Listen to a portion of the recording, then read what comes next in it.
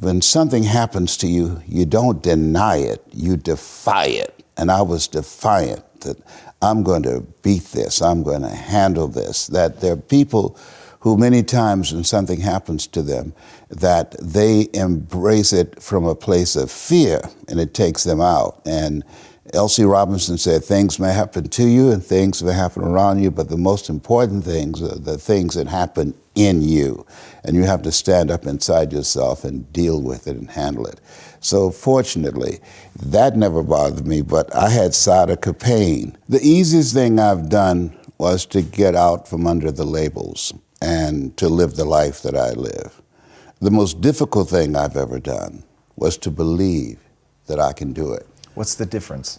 The difference is that when you don't know what's impacting you, and it's something that's holding you down and you're not aware of it.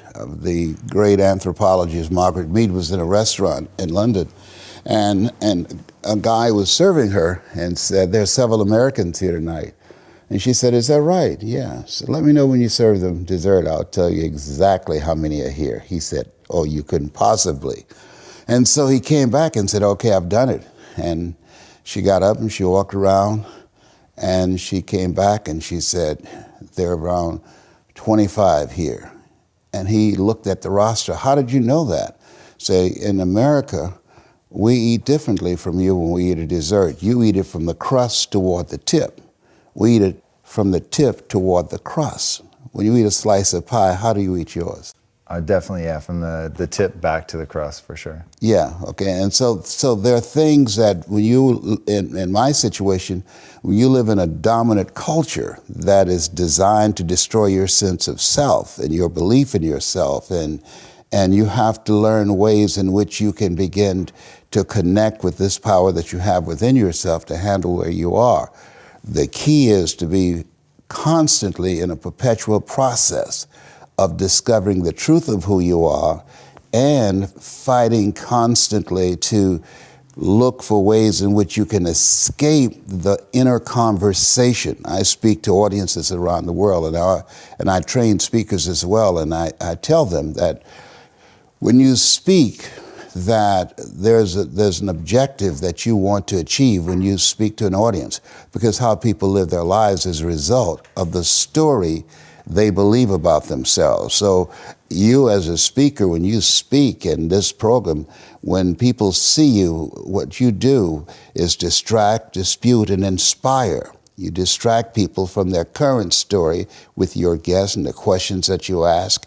Through the process of the ongoing questioning and the way in which they respond and the things they have learned, you dismantle their current belief system and inspire them to create a new chapter with their lives.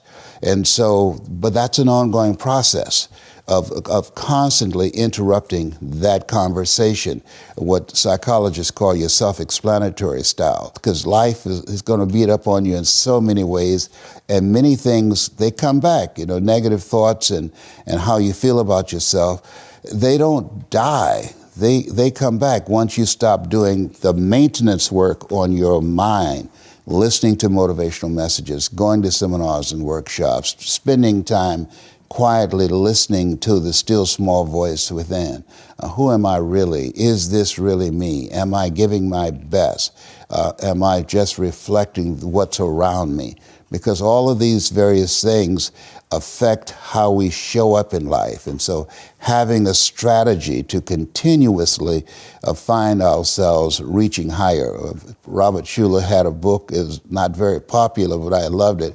It's called Peak to Peak, U-P-E-A-K to P-E-E-K, because you're constantly reaching higher to find out and discover your better self.